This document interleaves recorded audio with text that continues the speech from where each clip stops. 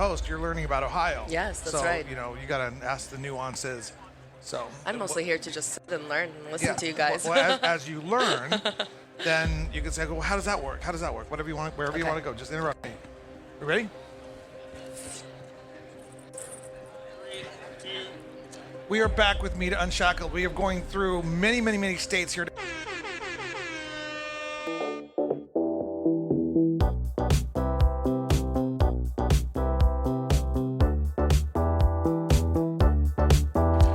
Back with Meet Unshackled. We are going through many, many, many states here at MJBizCon 2023. We have gone through so many already, and I'm so excited to now get to one of the most hottest markets, most talked about markets in the cannabis space, Ohio. And we have not just one, not just two lawyers for you for the next 30 minutes, which if they were running billable hours would probably cost us like $1,200. So thank At you least. guys. Higher. Damn it. Okay, I'm not charging enough. Would probably cost us $1,500. Okay, whatever. So we thank you guys for donating some time to introduce yourself to the audience and giving us a little bit of overview of the history of Ohio, the market structure, medicinal, adult use, what's going on there, etc. So we're going to get right into that. But first of all, let me have my co-host in training introduce herself. Hi, Stanislava here. Excited to be part of this segment with these gentlemen. Yeah, so when they get to something, you're like, well, how does that work? You just interrupt me and take it over from there. Sure So will. I want to introduce Sam and John. Let's give it 30 seconds about you and your company and what you guys do from the business perspective. Then we're going to dive into Ohio. You Go wanna ahead. Sure. Sam Porter, partner at the law firm of Ice Miller. Been there about 5 years, but before that, worked in the heavily regulated industries of alcohol and gaming. So before coming to the firm, it was a great foray into understanding the regulatory structure, and cannabis is very similar to the licensing schemes and then the relationships that you need to build with regulators. Excellent, excellent. So you've been involved in cannabis in Ohio for how many years? 5. 5 years. 5 years of cannabis Ohio. Any other states you're working in? Sure. We actually work all across the country. All across the country. So our law firm is based, it's Ice Miller. We're based at, our headquarters is Indianapolis. We're in our Columbus office, but we're in New York, D.C., Maryland, Pennsylvania, Chicago, but we work all over. Fantastic. So you can take clients for any jurisdiction. Yes, sir. Yeah. Excellent. Good to know. Yeah. So John Oberly, I'm a partner with Ice Miller. I've been with the firm for 23 years. And the firm is also known as Vice Miller, right? So we do cannabis and gaming law as well, right? So good to be with you today. A partner. Yeah. This is like high-level stuff. Yeah. Again, shout out to Larissa, our program director, who has brought us incredible talent. These are the go-to guys, high-level thinkers who understand Ohio clearly. So who wants to go first about where Ohio originated? When did it first go medicinal? And walk us through from medicinal to adult use. And I'm going to ask you some questions along the way. Sure. The evolution. Yeah. Well, yeah, we can talk about the history of Ohio and how we got to where we are. I mean, how far back do we want to go? Maybe 2015. I mean, Sure. probably. Yeah. So Was that the first medicinal marijuana? that's when there was a ballot initiative started in Ohio around 2015, and the effort was moved forward, and it was about to pass, and was about to move forward. And I think it was 2017, right, when the legislature, 2016, 2017, when the legislature finally passed medicinal law, right? And, Okay, so it was passed legislatively, but there was a threat of initiative, or? There was a threat of an initiative. Okay. Yeah, there was, and that's how the current adult use issue passed in Ohio that we'll talk about in a little bit. In Ohio, the voters have a constitutional right of initiative, right? So they can collect signatures. They can get, it's about 132,000 signatures to put it on the ballot for the voters to decide. When medicinal was being pushed in, the discussions in 2015 and 2016, the legislature did not like the language. They wanted to control their own destiny, and so the legislature stepped up and they passed legislation to authorize medical program. Right? Kudos to those legislators. Yeah. That's a really intelligent way to govern. Yeah. We had that issue in Arizona. We were trying to push an adult use initiative, trying to encourage legislators to. We also have the VPA, Voter Protection Act, 75% nonsense in Arizona. We were trying to encourage it. Our legislators didn't get that, so much respect for those people in Ohio who took things under control over there? Go ahead. Yeah. Well, the threat was the special interest groups. So that what John was referring to in 2015 was issue 3, and it was for a constitutional change. Right. And so most Ohioans, 9 out of 10 people favored some form of medical, but it failed miserably. And a lot of people just didn't want something like that ingrained into the Constitution that was also going to be a monopoly. So the General Assembly acted and said, if we don't step in here and do something, another special interest group is going to come in, God bless and we're them. not going to have our fingertips on this. So they passed medical. I knew I liked Ohio. Well, and I think It's not just because you have my favorite congressman. David Joyce. No. No? He's the Trump guy. Oh, okay, Yeah, okay. Sorry.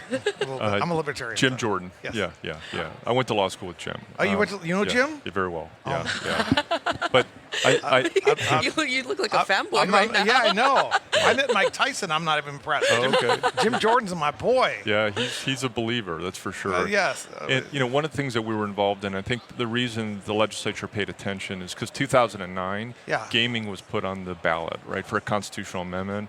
We were the authors of that as well. We brought gaming to Ohio, and I think the legislature finally realized, look, we don't want it to be ingrained in our Constitution. We want to own it. We want to control it. Yes. And they passed a good program. So, yeah. Okay, so in medical, let's go back to the medical was passed by the General Assembly in what year again? 16. 16. And then what happened? An application process Yeah. So for the medical? So for medical program, there's actually multiple agencies that oversee it. So there's the Department of Commerce, and they regulated the labs, the cultivators, and the processors. Labs, testing labs. Okay, Testing yeah. labs. 'Cause there's always labs or like production labs, whatever. But labs, processors, you nailed it. Sorry. Yes, sir. Yeah. And then there's the Board of Pharmacy, and they regulated the dispensaries, so retail side, and then the patients and the caregivers. And then there was the medical board, which would oversee the licensing of doctors who would give recommendations. So it's this multi-jurisdictional approach, but that has since been corrected this past summer through the governor's budget bill. So it gave all jurisdiction of the retail dispensaries, the patients, the caregivers, over to the Department of Commerce. So it lives there right now. But for the past 5 years, you've Right. had this multi-jurisdictional approach, which has created a lot of inefficiencies and issues that were corrected through the governor's bill. And the reason I want to talk about the past is because there's a lot of these states are still evolving, and when they create these medical programs, they create entities, enterprises, license holders, et cetera, who have rights, perceived rights, protectable rights. What happened to all those were medical licenses issued in Ohio during that time? Yeah, there was 2 rounds of licensing. Okay. Starting in 2017, I think was the first round. So you had dispensary licenses that were issued. 60 dispensary licenses were issued. 60 retail, one retails? One retail. There was 24 cultivation licenses issued, and I think 40 processors were issued. And those were the original numbers that were set in regulation. However, because it was a competitive application, there was a lot of litigation. A lot of people would lose. There was scoring errors and things that people had protest. There was a lot more licenses that were given through litigation. Right? We were involved in some of those. We've won cultivation, dispensary licenses that were just had to get fixed through a litigation route. So, Nice, yeah, nice. Yeah. So now you guys crafted the adult use legislation. What Yeah. did you guys decide to do with all the medicinal one? Were they all just grandfathered in? They were all grandfathered in, and the process really started 3 years ago. We got the phone call to draft the proposal, and really it was really the existing market wanted to convert it to adult use. Right. We were working with the legislature; they didn't want to do adult use, and so because of the initiative, we drafted a proposal. I think in 2021 is when it really the process started. Right. And it grandfathered all the existing dispensaries, cultivation, processors in, and then it's going to give some additional licenses as well. Right? Are you allowed to say who called you? Well, I asked some tough questions here. company representatives. How about that? Yeah. So there was a coalition, But right? explain. But this is really important. Explain though that it was a initiated statute versus initiated constitutional change. Yeah. Let's get into that nuance. Yeah. So under Ohio, under the Constitution, if the legislature doesn't act, as I talked about earlier, the voters can step up. And either change the Constitution through the ballot or change the revised code through the ballot, right? And we chose to go the initiated statute route to create 3780 of the Ohio Revised Code. And the reason we did that because the legislature and everyone hates when you amend the Constitution. And there's a threshold thing there too, 60, 51% or something? 51%. For both changes? For both changes. Oh, yeah, because Florida has that higher yeah. constitutional bar, I think.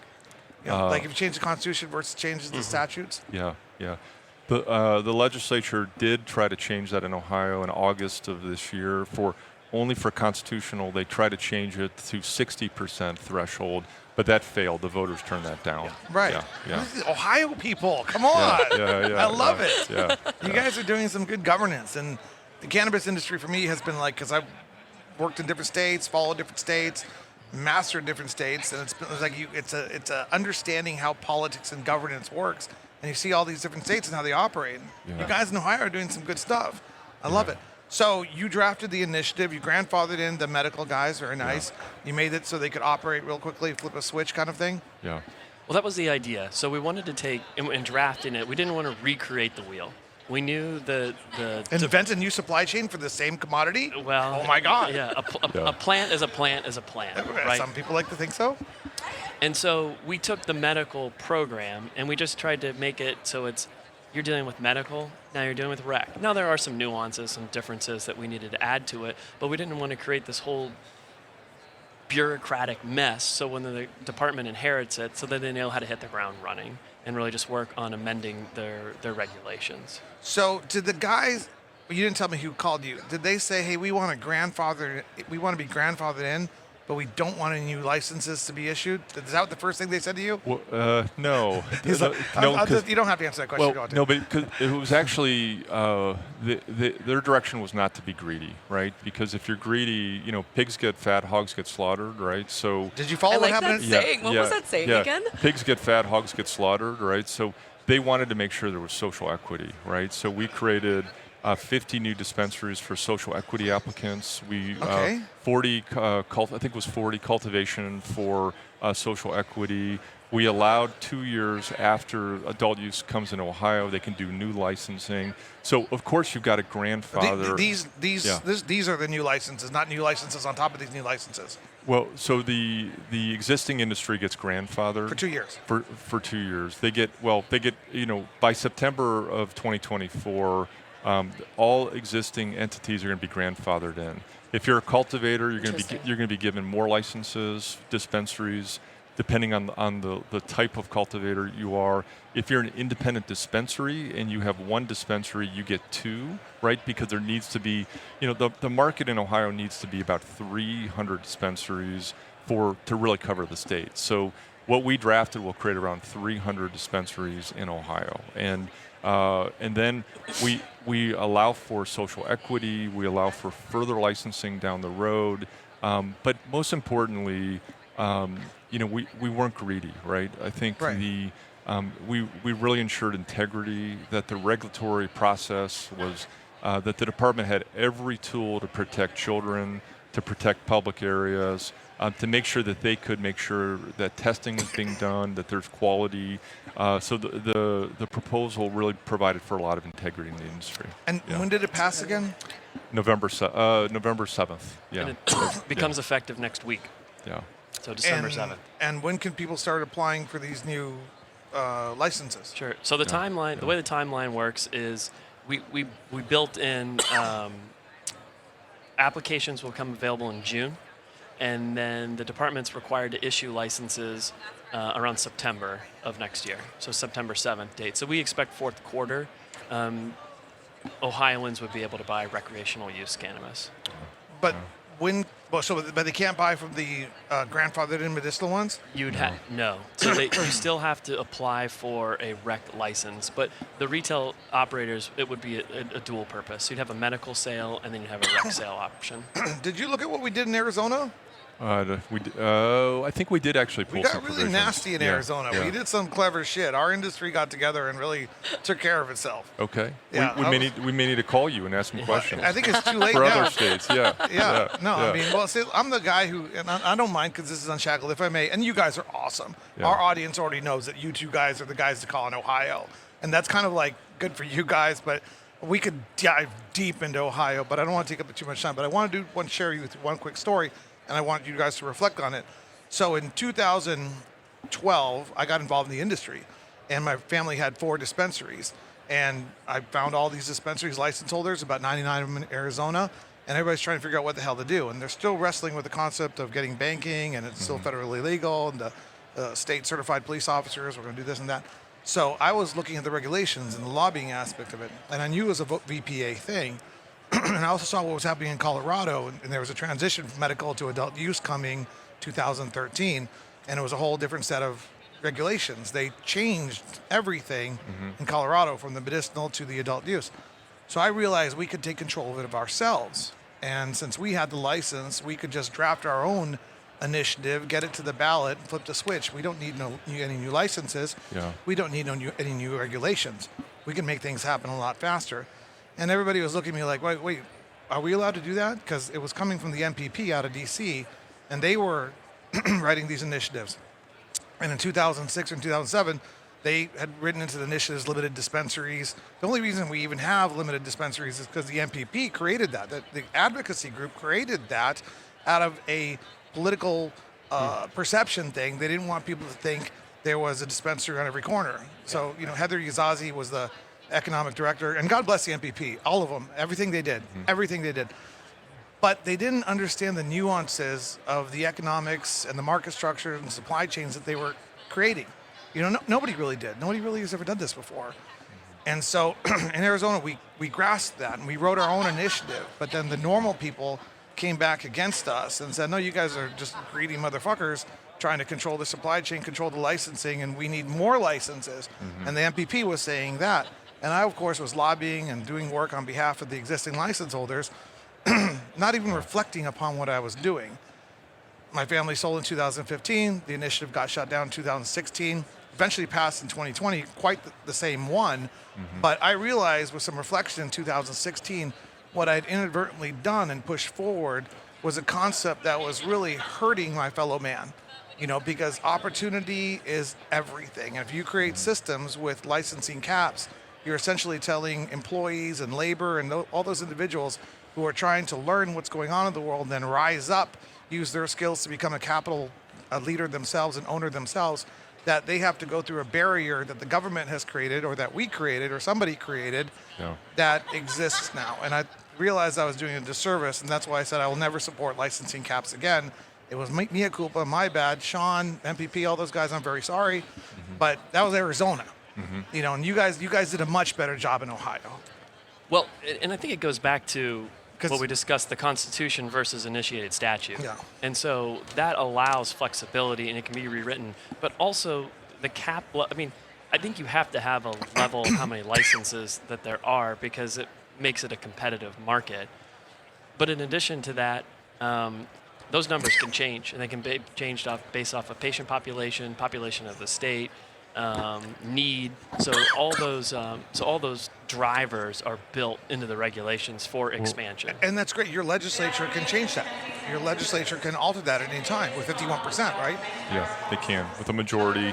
And the Department of Commerce has the ability to increase the licenses in 2 years. And I really think, I'm not sure if Arizona was better or worse or Ohio was better or worse. I think it really comes down to each state is different, right? I think if what we wanted to do is regulate marijuana like alcohol in Ohio, right? And each state is different how they regulate alcohol. You have control states or you have non-control states.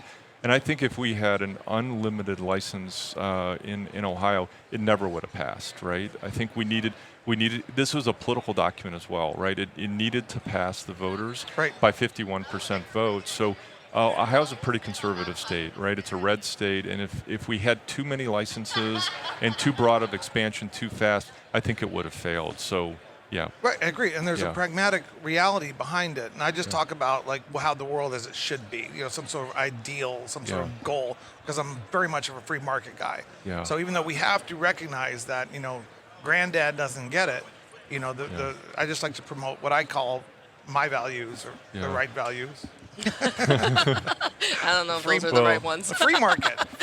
I'm just a free market. Well, and I think sometimes I kind of disagree a little bit, right? Because I think if you have too many licenses, you can't pay your employees as well, right? Product is going out the back door. You can't have controls. You got to have the right number so it's still profitable, and it's being done the right way. I But agree. each state is different. I mean, look at Oregon, look at California, look at Michigan. The number of licenses are so much bigger than a lot of states, right? And that'll never be Ohio, but we're working throughout the country, right? We're working in Kentucky's going to be coming on live. South Carolina's considering legislation. Right. Indiana's got bills that are pending, and I think what we try to do. We understand the legal, but we also understand the political, right? When we're using our legal and our lobbying skills, we really try to get something done that's going to pass, right? We got to really understand the state that we're in. So Right. No, absolutely, it's very pragmatic. That's why you get paid and I don't. Well, I'm sure you do as well, right? I'm curious to hear your opinions on where you Higher. think this industry is going to be in about 5 years from now. Do we see it being federally legal in all of the U.S. or? Yeah. I mean, it's a great That's question. a great question. Yeah, I mean, Pontificate. if I knew the answer, right, we would all be doing It's just well, kind of from right? your opinion, seeing the way that things have what been do you- progressing. I think it really depends on what happens in 2024, right? Who gets elected in the White House, right? Does Biden get reelected? Is another Democrat elected? I think does the House flip? I think if a conservative Republican gets elected, it's going to really impact the descheduling issue. It's going to impact legalization. It could set us back, slow things down for a while. But I think, like anything, Washington moves slow, right? It's going to be incremental. You've got decrim, reclassification that's going on. I think safer. You'll see banking reform. And I think as new states come online, what do we have, 24 adult use states right now? And as more states come 40 online. plus medicinal, right? Yeah. 38, I think, right in that ballpark. But when Kentucky comes online, and if Indiana ever comes online, you're going to start to see congressional members that realize that this is a good industry, that is providing jobs. It's a counter force to the legal market. I think it's going to take an evolution of more states coming online before you see true change in Washington. Yeah. So where's Jim Jordan at? You guys went to law school? You guys sat down for dinner and talked about cannabis? Not yet. Yeah, We not just yet. brought him up earlier today. We talked didn't about we? him earlier. I mean, he's a conservative. He's a strong leader. I think he, I'm not sure he's a proponent, right? But Yeah. I think he's got facilities in his area, and I think it's important for him to learn the importance of this industry, how it's being done, that it's safe, that these are businesses, right? These are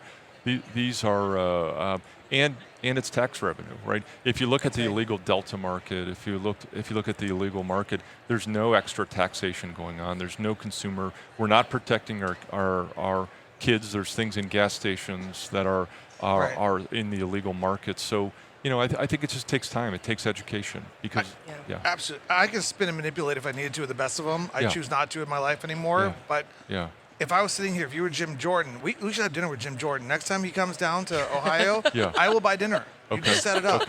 And say, hey, Jim. You're his, he's your hero. Hey, I think Jim, you're his number one fan. Look, I am your number one fan. I listen to everything you say. You are asking some tough questions. That's why I'm his number one fan, because he asks tough questions. I'm not so much concerned about what he believes. I'm concerned about him unraveling what other people say that you should believe. So I say, Jim, this is a liberty thing. It's an individual freedom thing. People need to have access to their medicinal cannabis, their therapeutical drug of choice, whether it's alcohol, coffee, or cannabis. This is the theme that should be legalized on. And if you don't do it your way and remind people that cannabis is a medicine, is therapeutical, and shouldn't be consumed unless you need it, the industry is going to take over. And those people that want to push recreational, want to push advertising, marketing, and messaging that's pro-cannabis, just like alcohol and tobacco did, will win. Now, I'm an industry advocate, and there's a big enough industry without us needing to be greedy and spinning and pushing people. And if you take charge of it now, you're better off. That's what I would say to Jim Jordan. Yeah. You see what I'm saying? And that's approach. That's not necessarily the absolute truth, but it's a spin on the truth and it's perspective on the truth. You know what I'm saying? Yeah. We're gonna have dinner? Let's do it. We'd love to entertain you and Go meet Jim Jordan? I'm gonna go meet Jim Jordan. And politically, this is no longer. Yeah, John's we'd like, love for you to "What come too. Yeah. Yes, where's my invite, guys? We just made some new friends, so that's what we're here to do. But look, if you look at the industry, this is not a Democrat or Republican thing. Over 50% of Republicans in Ohio support the industry, right? So Passed by 57. 57%. Yeah, but it's independents, Republicans, and Democrats. So I think that's important. Yeah. John, Sam, right? Sam, right? Yes, sir. You guys are incredible. You guys, I sit here and I acquire so much knowledge, information, meet some individuals, and I think to myself, if I'm running the largest cannabis corporation company in Arizona, in the country, the world, and I have a lot of money, what am I doing? I'm hiring these guys. Yeah. I'm bringing them in-house. Yeah. So you guys are fantastic. Wow. And we are really pleased to introduce you as the Ohio experts. But I think you guys are much greater than Ohio. And probably every state you have that level of expertise and knowledge. But certainly, if anybody's doing business in Ohio, they should reach out to you first. You guys make me want to get back into the business. I'm thinking like application round. We'd be happy to help. And thank you for the flattery. We'll discuss it over dinner. And, that he's paying for. It's just it's an honor to be with you today, and we're very honored to have the time with you today to get to know you both and the organization. So thank you. Yeah, we like you guys. Yeah. We love you guys. Yeah. How do people get in touch with you? You can visit our website, icemiller.com, and you can look up our bios, Sam Porter, John Oberle. Yeah. Awesome. Perfect. Fantastic. Okay. Thank you, guys. My IQ just went up by 2 points after listening to all of this. Mine did too. It frustrates me when people know more than I do. Another episode of Meat Unshackled. This has been Ohio. It's one of my favorites so far. We'll see you the next date. Right, thank you. Thank you, guys.